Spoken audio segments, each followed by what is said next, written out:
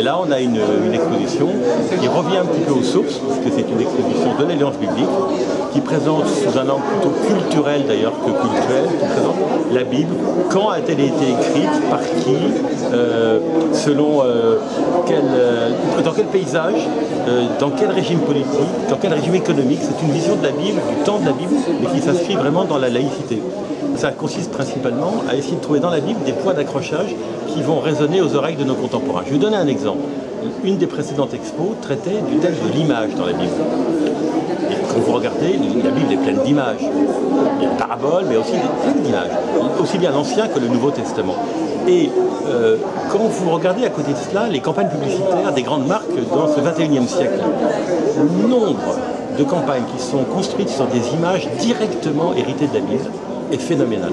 Et ce qui est extraordinaire, c'est que ces images bibliques, transportées par la publicité, elles parlent aux gens, puisque sinon ils ne le feraient pas. Les publicitaires sont des gens efficaces.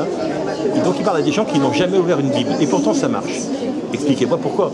Il faut qu'elles vivent la Bible. C'est pas un vieux livre, c'est un livre d'avenir au contraire. Donc cette exposition, qui a été conçue par l'Alliance biblique française, s'articule autour de 6 modules thématiques, qui sont Genèse de la Bible, les mondes de la Bible transmise, Bible en traduction, Bible et culture, et un livre de rencontres. C'est une exposition qui est destinée à tous les publics. Elle a été conçue d'une manière, je dirais, neutre. On a fait attention à ce que le langage ne soit pas un langage de foi, à ce que ce soit un langage de fait religieux. Donc, pour vous donner un exemple typique, on ne dit pas dans cette exposition « Jésus-Christ est ressuscité », mais on dit les chrétiens croient que Jésus est le Christ et qu'il est ressuscité. Voilà. Et donc, comme ça, tout le monde peut être d'accord avec le langage qui est employé dans l'exposition, quelles que soient ses convictions. La Bible, pour moi, c'est le livre qui prône l'unité entre les croyants.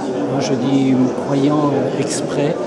Et je pense que la meilleure façon de se comprendre, de se connaître, c'est de faire des choses ensemble.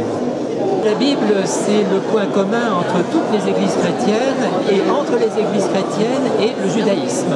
Ce qui me parle beaucoup, ce sont les questions de transmission du texte, puisque c'est un petit peu ma spécialité.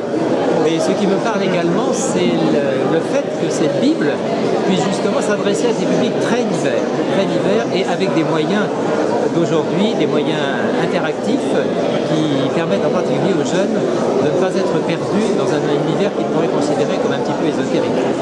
La Bible, ça représente un petit peu la mélodie sur laquelle toute l'humanité évolue. Chacun a ses notes différentes, mais la synthèse est une belle mélodie qui nous montre le chemin, qui nous montre l'origine, qui nous montre où on va, qui est la direction. Et montrer la direction à l'heure actuelle, c'est sûr aussi dont on a particulièrement besoin.